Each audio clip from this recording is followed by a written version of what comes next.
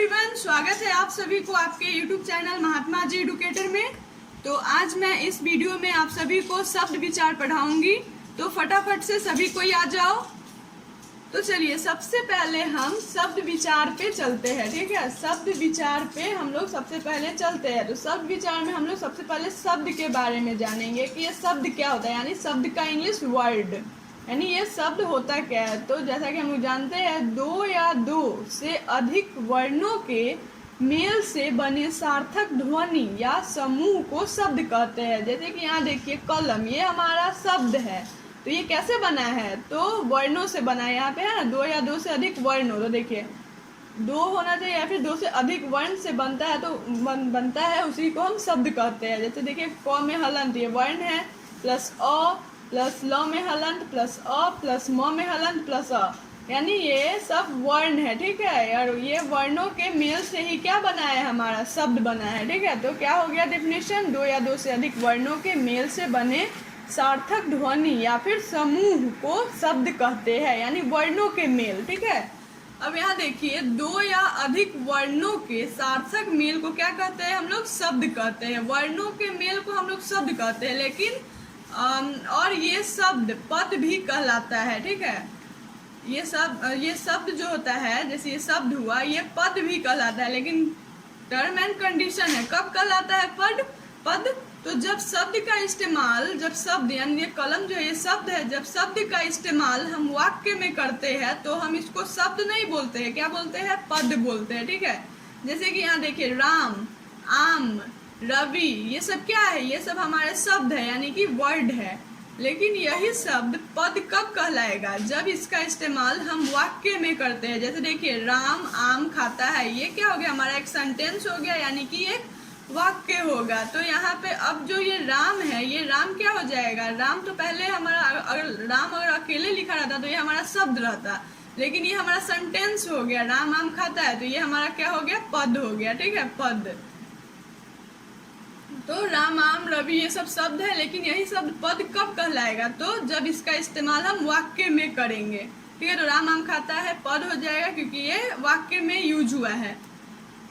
तो यहाँ देखिए शब्द के, अब हम आगे चलेंगे, शब्द के भेद, ठीक है। शब्द तो हम लोग पढ़ लिए। तो शब्द के भेद कितना होता है, अर्थ के आधार पर, रचना के आधार पर, उत्पत्ति के आधार पर और प्रयोग के आधार पर, यानी शब्द के चार भेद है, ठीक है। शब्द के चार भेद कौन कौन से हैं, अर्थ के आधार पर, रचना के आधार पर, उत्पत्ति के आधार पर और प्रयोग के आधार पर। अर्थ के आधार पर शब्द के भेद, ठीक है। तो फर्स्ट क्या है, सार्थक। सार्थक वैसे शब्द जिसका निश्चित अर्थ हो, ठीक है। यानी कि यहाँ देखिए, हम पहले जाने कि शब्द क्या होता है, फिर पद कब कहलाएगा, यानी वाक्य में रहेगा तो वो हमारा शब्द नहीं, क्या कहलाएगा, पद कहलाएगा, ठीक है। और देखिए शब्द के कितने भेद होते हैं, तो शब्द के चार भेद होते हैं, और एक अर्थ के आधार पर, एक रचना के आधार पर, एक उत्पत्ति के आधार पर और एक प्रयोग के आधार पर। तो अब हम जानेंगे कि अर्थ के आधार पर शब्द के भेद, ठीक है। तो अर्थ के आधार पर शब्द के भेद होते हैं, दो तरह के होते हैं, एक सार्थक होते हैं, एक निरर्थक होते हैं, ठीक है। अर्थ के आधार पर शब्द जो होते हैं दो तरह के होते हैं। कौन कौन से क्वेश्चंस आते हैं आपके कि अर्थ के आधार पर शब्द कितने तरह के होते हैं, तो आपको बताना है दो तरह के, ठीक है। तो सार्थक होता है, एक निरर्थक होता है। तो सार्थक शब्द क्या होता है, तो वैसे शब्द जिसका निश्चित अर्थ होता है उसे सार्थक शब्द कहते हैं, यानी कि मीनिंगफुल सेंटेंस, मीनिंगफुल वर्ड को हम लोग क्या बोलेंगे, सार्थक शब्द बोलेंगे, ठीक है। जैसे कि रोटी है, तो रोटी तो हम लोग जानते हैं जो हम लोग खाते हैं, तो ये हमारा मतलब निकल रहा है। रोटी होता है, चावल ये भी होता है, हम लोग जानते हैं कि चावल हम लोग खाते हैं, तो मतलब इसका निश्चित अर्थ निकलता है, मतलब जिसका, उसको हम बोलेंगे सार्थक शब्द। लेकिन वैसे ही निरर्थक को देखिए, ये एकदम अपोजिट है सार्थक शब्द का। तो देखिए इसमें क्या है, वैसे शब्द जिसका कोई भी निश्चित अर्थ नहीं होता है उसे निरर्थक शब्द कहते हैं। जैसे कि हम लोग आम भाषा में जो बोल देते हैं चाय को कि चाय वाय पिलाओ, तो चाय का मतलब तो हमको पता है, चाय मतलब तो मीनिंगफुल है वर्ड की चाय तो हम लोग पीते हैं, लेकिन वाई क्या होता है, वाई कुछ नहीं होता है, तो वाई हमारा क्या है, निरर्थक है, ठीक है। यही हो जाता है हमारा निरर्थक शब्द। रोटी, रोटी हमारा क्या है, सार्थक है ये, लेकिन वोटी क्या है, रोटी वोटी बोलते हैं ना हम लोग, तो वोटी तो कुछ भी नहीं होता है, तो ये हो जाएगा निरर्थक। आगे देखिए, व्याकरण में कभी भी हम निरर्थक शब्द का इस्तेमाल नहीं करते, यानी कि व्याकरण में हम कभी भी निरर्थक शब्द का इस्तेमाल नहीं करते, यानी जो मीनिंगफुल होगा वर्ड उसी का इस्तेमाल करेंगे, मीनिंगलेस वर्ड का इस्तेमाल नहीं करेंगे। तो निरर्थक हमारा मीनिंगलेस वर्ड है ना, तो इसका इस्तेमाल हम लोग व्याकरण में नहीं करते हैं। लेकिन व्याकरण में निरर्थक शब्द का इस्तेमाल तभी हो सकता है जब हम सार्थक शब्द होगा, मतलब उसमें तभी निरर्थक का यूज कर सकते हैं। और आगे देखिए, ये हम लोग देखे अर्थ के आधार पर शब्द के दो भेद, सार्थक और निरर्थक। लेकिन रचना के आधार पर देखिए, रचना के आधार पर कितना होता है, रचना के आधार पर शब्द 3 तरह के होते हैं। कौन कौन से? रूढ़ शब्द, यौगिक और योगरूढ़।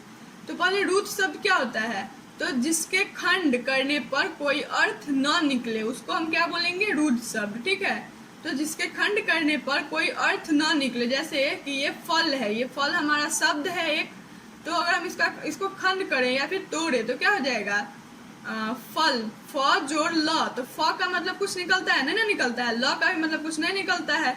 तो वही जिसके खंड करने पर या टुकड़े करने पर कोई अर्थ न निकले तो हम उसको रूढ़ शब्द कहते हैं।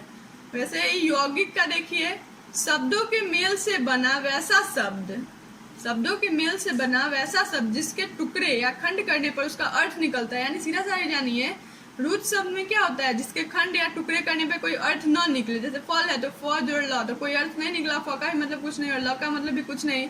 तो यहाँ देखिए, यौगिक में खंड या टुकड़े करने पे उसका अर्थ निकलता है। जैसे देखिए विद्यालय, तो विद्यालय को अगर खंड या टुकड़े करेंगे तो जैसे विधा जोड़ आलय, यानी बुद्धि का घर। ठीक है, विद्यालय, इसका मतलब तो निकल रहा है, मतलब अर्थ निकल रहा है, तो ये यौगिक हो जाएगा। अब देखिए योगरूढ़ क्या होता है, तो वे शब्द जो यौगिक है किंतु जिनका विशेष अर्थ होता है, अर्थात किसी विशेष अर्थ के लिए रूढ़ हो जाते हैं, वो शब्द योगरूढ़ शब्द कहलाते हैं। जैसे जलज, तो जलज तो मतलब जलज का मतलब क्या, कमल के लिए हो गया। दशानन मतलब रावण के लिए, तो ये योगरूढ़ हो जाएगा। ठीक है, आगे देखिए, अब हम लोग यहाँ पे रचना के आधार पे भी जान लिया। उत्पत्ति के आधार पे शब्द कितने तरह के होते हैं, तो उत्पत्ति के आधार पे शब्द हमारे 4 तरह के होते हैं। ठीक है, याद रखिएगा, उत्पत्ति के आधार पर शब्द 4 तरह के होते हैं। एक सेकेंड,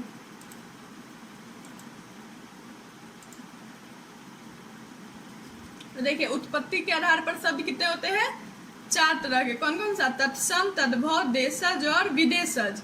तो पहले तत्सम क्या होता है, तो हिंदी में प्रयुक्त संस्कृत के मूल शब्द को तत्सम कहते हैं। जैसे कमल, कलंक, नगर आदि। और तद्भव किसको बोलते हैं, तो हिंदी में प्रयुक्त संस्कृत के बिगड़े रूप को तद्भव कहते हैं। जैसे देखिए दूध, दूध जो होता है संस्कृत में इसको क्या बोलेंगे हम, दुग्ध बोलेंगे, दुग्ध। लेकिन ये हिंदी में प्रयुक्त संस्कृत के बिगड़े रूप को तद्भव कहते हैं। जैसे दूध होता है तो ऐसे हम इसको दुग्ध बोलते हैं। ठीक है, दुग्ध होता है, क्या होता है, एक सेकेंड,